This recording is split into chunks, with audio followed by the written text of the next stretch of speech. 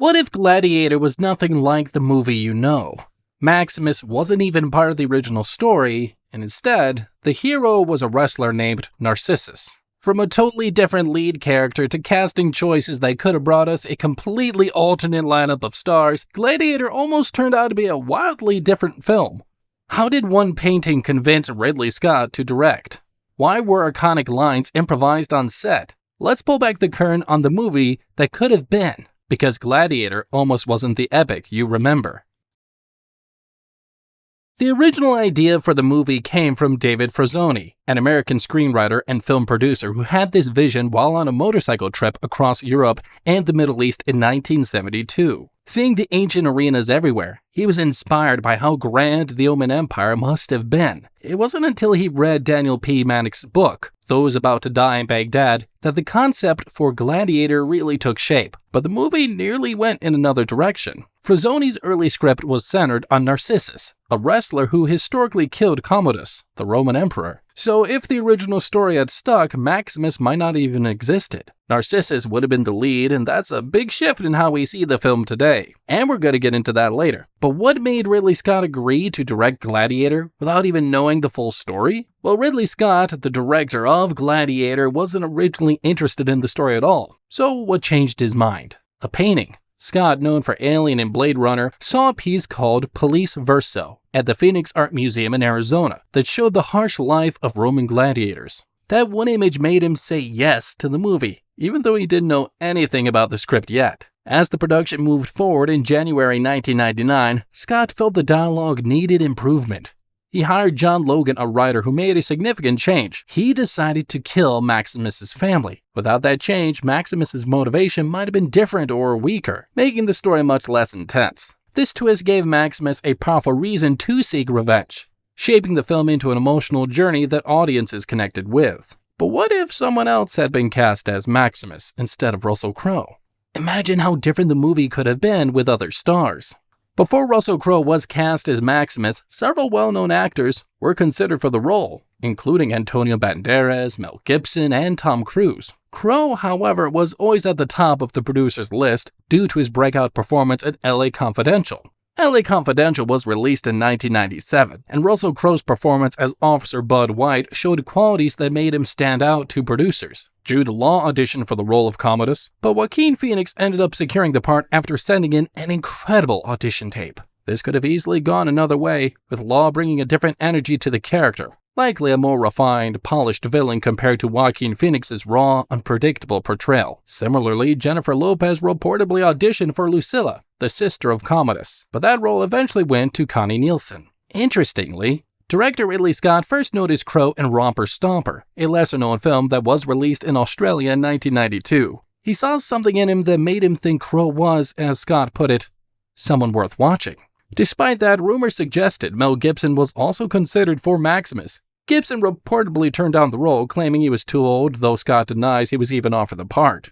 Other actors like Hugh Jackman and Antonio Banderas were also considered for Maximus, and if any of these casting choices had gone a different way, Gladiator would have been a completely different movie. Crowe's intense performance became a huge part of what made the character so memorable. But imagining the film with someone like Gibson or Jackman gives an interesting glimpse into what Gladiator could have been. So, how did the filming locations bring the Roman Empire to life, and what unexpected challenges did the crew face along the way? 3 main locations were chosen for the filming of Gladiator, with production spanning 6 months from January to May 1999. The opening battle, set in Germania's dense forests, was shot in Bournemouth, England.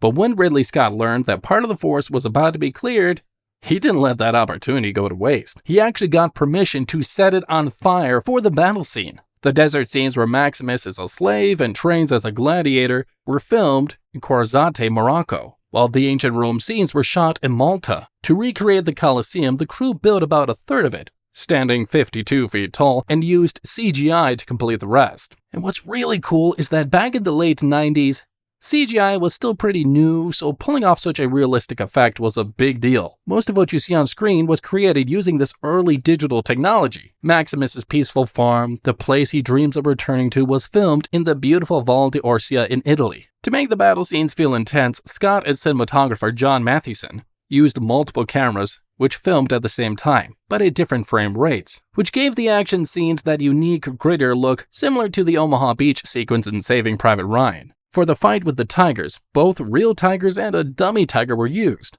Some real tigers were filmed on set with the actors, while others were filmed separately and added to the scenes using digital effects. Also, Russell Crowe really put his body on the line during filming. He got injured multiple times, his Achilles tendons, knees, and shoulders took a beating. He even had surgery on one of his shoulders. Crowe has said that he still has scars and lower back pain from all the falls and fight scenes in the movie. A major challenge came, though, when Oliver Reed, who played Proximo, died of a heart attack before finishing his scenes. Originally, Proximo was supposed to survive, but after Reed's death, they changed the script. They used a body double for Reed, then digitally placed his face on the double's body to complete the scenes. The film was dedicated to him, a final tribute to the actor. But did you know that some of Gladiator's most iconic lines were improvised? Let's see how on-the-spot decisions shaped the movie. Although Frozzoni and Logan had completed a second draft of the Gladiator script by October 1998, Russell Crowe later shared that the script was far from finished when filming began just 3 months later. In fact, they only had about 32 pages to work with, which they burned through within the first few weeks of shooting.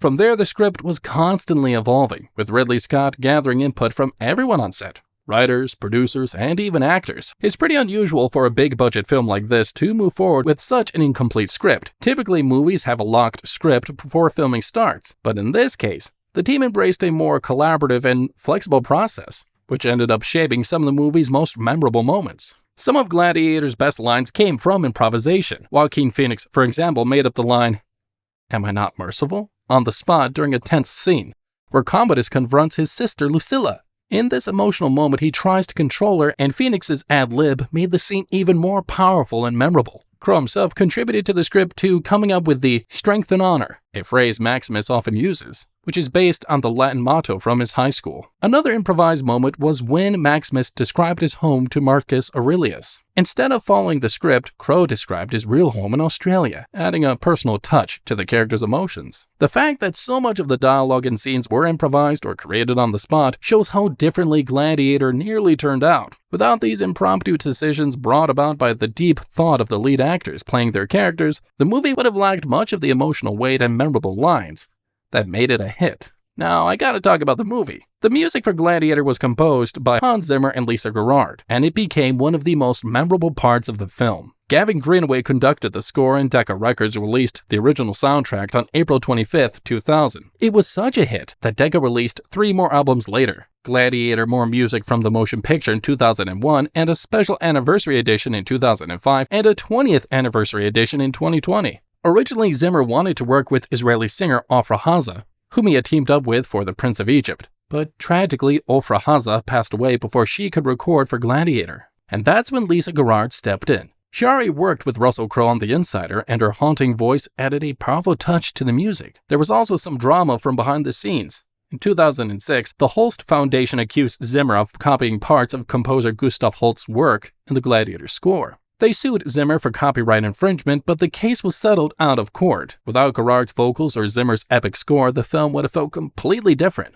The music gave Gladiator its emotional depth and intensity, showing just how crucial a soundtrack can be in shaping a movie's impact. Now, what if Gladiator had followed the true story of Commodus? The film could have been much darker and focused on Rome's collapse. Now, let's get back to how different Gladiator could have been if the filmmakers stuck closer to the real story of Commodus. Instead of Maximus, the lead character might have been Narcissus, the wrestler who actually killed Commodus in real life. That alone would have given the movie a completely different hero and storyline, with a focus on the brutal and corrupt Roman emperor rather than the emotional revenge of Maximus. If the film had leaned into Commodus' real-life cruelty, like renaming Rome after himself or fighting in the Colosseum with rigged battles, the tone of the movie could have been much darker. We might have seen Commodus not just as a scheming villain, but as an even more twisted figure who openly flaunted his power and brutality. Imagine scenes of Commodus tying people with disabilities together in the Colosseum for a public massacre, or charging the Roman state ridiculous sums for his staged fights, causing financial ruin.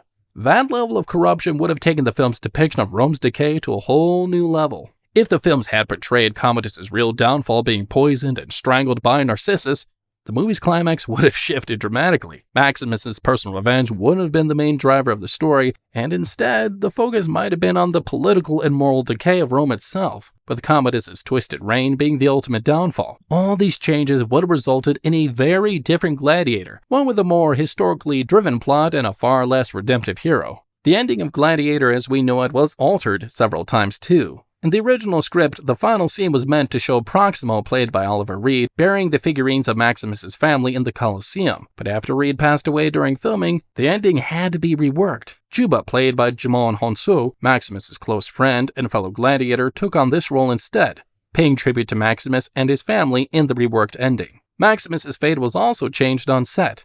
Originally, he was going to survive, but Ridley Scott and Russell Crowe felt it didn't fit with the direction the character was taking. Crowe even recalled a conversation with Scott where they agreed that Maximus simply couldn't live after completing his revenge. Scott jokingly asked, "Does he end up running a pizzeria by the Colosseum?" They both realized that once Maximus achieved vengeance for his wife and son, his story would naturally come to an end. If Maximus had survived, the entire tone of the film would have shifted. Instead of being a powerful, emotional ending that brings closure, the film might have felt unfinished, or even worse, less impactful. Maximus living on would have raised questions about what kind of life would he have possibly led after everything he's been through. The decision to have him die not only gave the story a sense of finality, but also cemented Maximus as a tragic hero forever tied to his quest for justice. If you enjoyed the breakdown of how Gladiator could have turned out, make sure to hit that like button and subscribe for more behind-the-scenes stories, and there's plenty more to explore about your favorite films. So stick around for the next one.